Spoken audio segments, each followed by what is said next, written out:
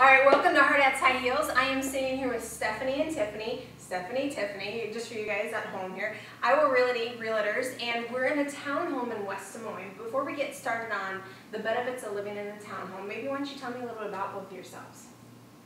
We've been selling real estate for about 15 years. Together, right? Together, partners. Known each other since we were about 5. And we've had some townhome projects, new construction, and then many, many resales from empty nesters to first-time home buyers. So I would think, you know, good friends, best friends working together, how does that work for you guys? I know that I might not be able to work the best with my best friend. We're complete opposites. That's We are. The way that we work. We do different business very differently, and I think it complements helps complement each other. I think some of my strengths are Tiff's weaknesses, and some of her strengths are my weaknesses, and I think that her detailedness and, you know, my kind of not taking no for an answer kind of complements each other, and it works out. Yeah, well, I think that's great, frankly, because then you're benefiting any home buyer that comes through the door. You can, you know, relate to one or the other, frankly. Thanks. So we're today talking about what a new home buyer needs to look at in a new home. So these are people that are fresh out of the market, you know, maybe right out of college and now they saved up some savings, they're tired of the apartment and they want to move into something a little bit better. We're in a townhome today, and the address, can you tell me the address again? Sure, it's 3305 EP True Parkway. And it's actually kind of set off the road a little bit, so I would assume going outside it's kind of quiet, yeah? It is. EP True is a very deceiving address for this, Yeah. because even though it's easy access to that, we're set back, and this entire development, which is very common in townhomes, all has the same address, and so it's set back off the road, so it's not behind EP True. Okay, we've got 2 floors here, is that right? How many bedrooms do you got? 2 bedrooms. 2 bedrooms and full kitchen and living room area. Obviously the fireplace that you can see here, I love fireplaces. And the unique part of this townhome is the backyard. Normally, townhomes will back to each other, especially in this range. And there's, you know, obviously you have to have side by side, Right. but there's nobody behind you here. And the fact that it's a little bit older, you have the mature trees. Absolutely, and the deck itself, or patio, or it's deck, Yeah. frankly, but it's kind of cozy, so you Yeah. don't have to share that. And It is extremely private. The other 2 adjoining neighbors on this particular townhome, their decks are on the opposite ends. Where we're facing west here, where they're going to face south and north. Nice. So it's completely private. So what's the price point here for this townhome? $151,900. Hey, that's perfect for a new home buyer, frankly. Yes, yes. So what are the benefits of rolling into a townhome? Probably the no maintenance. You know, when I started out, we started out in a condo where you can do anything inside. You can remodel if you do something a little bit older, or if you buy new construction, you just move in. And you don't have to mow, you don't have to worry about the snow, and you can just paint and decorate, pretty much. And one thing that a lot of people don't know is that your homeowner's insurance, the outside, the major expensive things, roof, siding, that kind of thing, is covered in your association dues.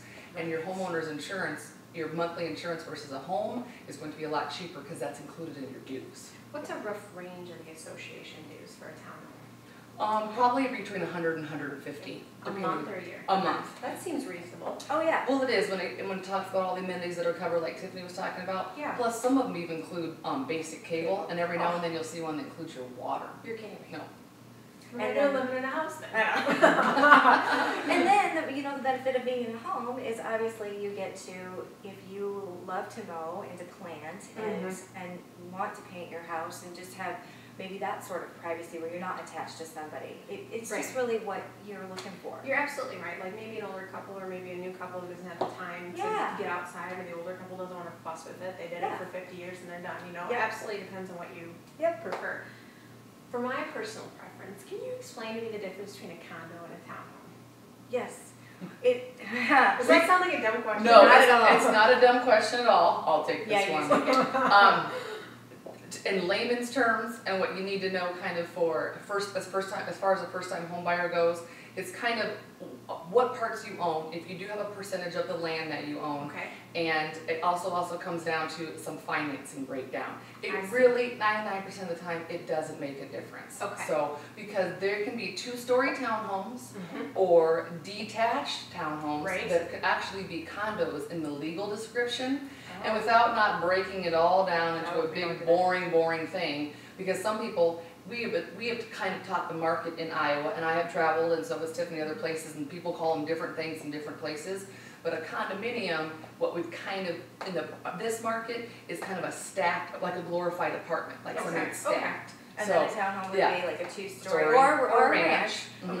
But you have your own main you don't entrance. have anybody, yes, and Mhm. you have anybody Gotcha. above or Right. below. This technically though, ironically, is a condo. And you know how I know Really? that? Wow. Because this entire development is all 3305 AP True like we talked about, Uh-huh. but has a unit number on it. And the home number is number 102, where each individual has its own unit number, Okay. and that's how it legally described they're actually condos. But frankly, for me, if I was buying, no big deal. Yeah, no Condos, big deal. apartment, townhomes, a 2-story, Yeah. with your own.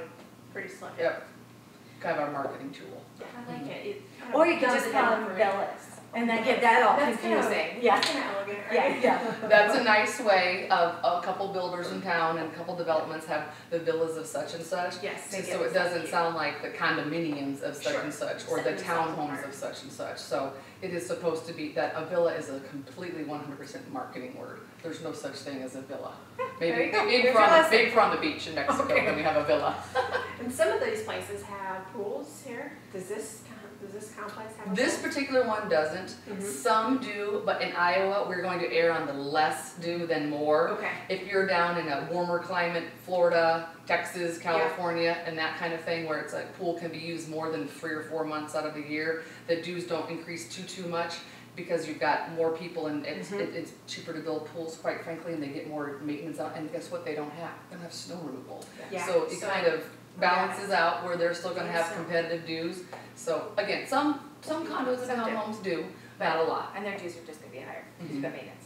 So in the townhome, I'm a plant geek. I told you guys that a little Yes. bit. But can I come outside and do my landscaping here, or does it In depend? certain areas, like Okay. certain townhomes, Excuse it me. depends on what the rules are. Okay. I would say in most areas of townhomes, you just have to say, hey, this is what I wanna do, and send it to the board, Okay. Just get approved. get it Right. approved. And a general rule of thumb is be smart about it, where there's already landscaping, if you wanna go out and add a couple bushes, Yeah. spruce it up, that kind of Like, if you're thing. gonna go plant something in the middle where they mow. That's not a good it's idea. probably That's not your gonna problem. fly. I can Yeah. understand that. Yeah.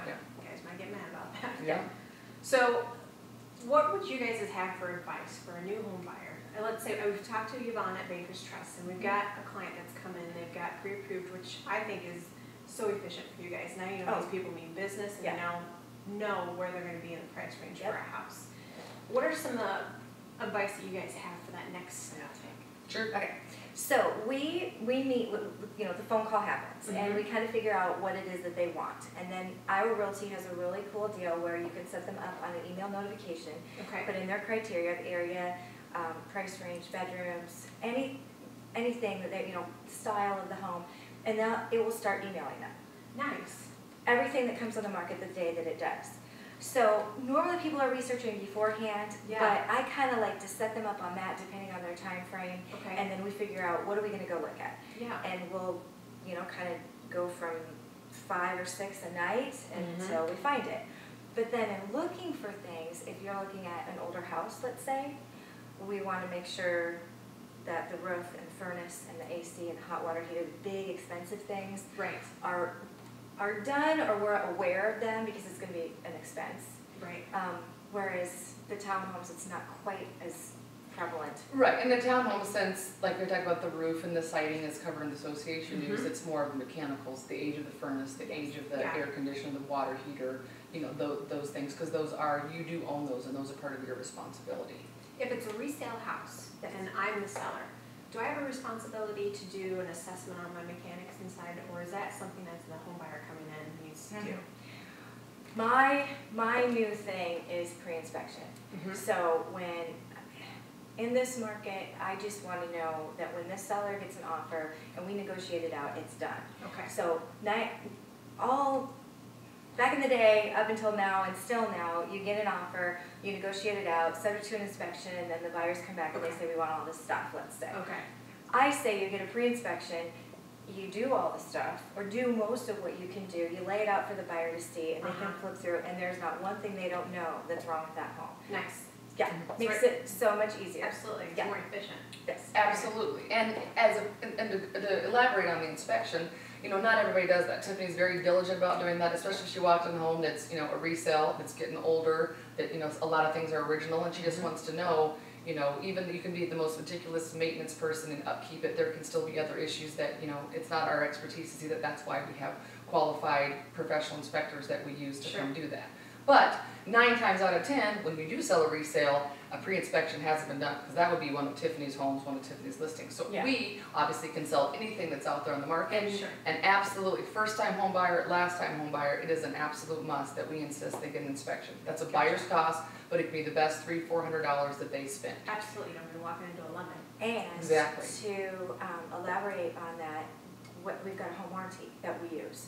And Okay. so we always, 99% of the time when I'm with a buyer, we just say, let's check the box that the seller pays for the home warranty. It will cover them for a year, and if anything goes wrong, they call a 1-800 number and they come out and fix it. That's really slick, because that's something that we discussed with Yvonne. I said, what if we did the inspection and, a year later I'm in the house and now my roof's full of water, and the homeowner prior probably maybe knew about that, and now that covers them from that. It is a Situation. good peace of mind, and then once the buyer gets in, they can extend that every year. And we get a list at the end of the year of how many things have been repaired or replaced, and Nice. it's amazing. How they Runs the sometimes this, company. the buyer won't even call and tell us, oh, by the way, my AC got replaced, but then we get that printout and we're like, wow, that was Pretty good. slick. Well, buying houses can be kind of overwhelming, again, for the new home buyer. And then trying to figure out what I want in the house. Do I want the ranch? Do I want the 2-story?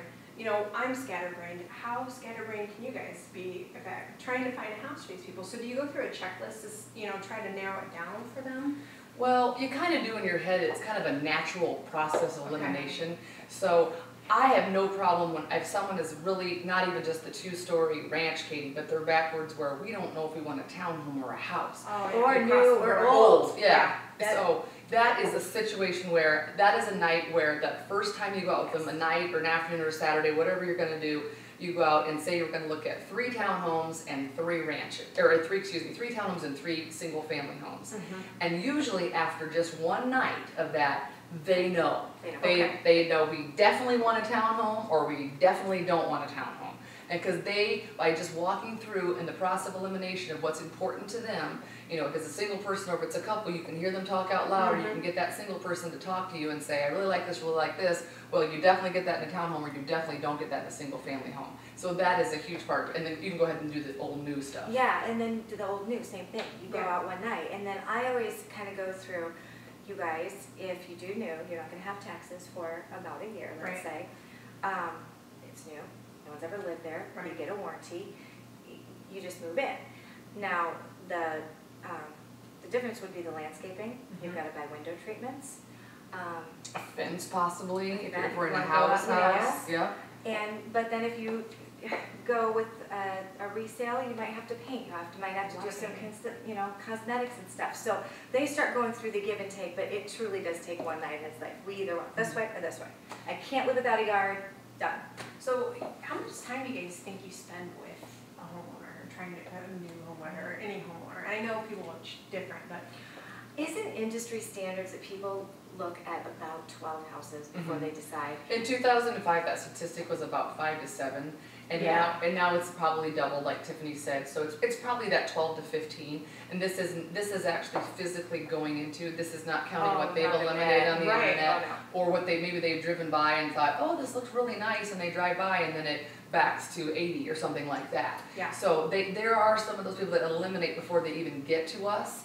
Or when we've sent them the email flash, and there's 10 they think are great, and they've driven by 2 or 3 that they've already nixed because it looked great in the picture when they got there, and it just wasn't as curb appeal as they thought. be deceiving. So it's So, yeah. definitely hours. It's hours of, the nights of looking and then writing an offer, and then, we represent them and kind of take them through to the end, and that's, the whole offer part is really fun. I mean, when you're a first-time home buyer, it's the That's most the fun fun. experience you're gonna have buying a home, for sure.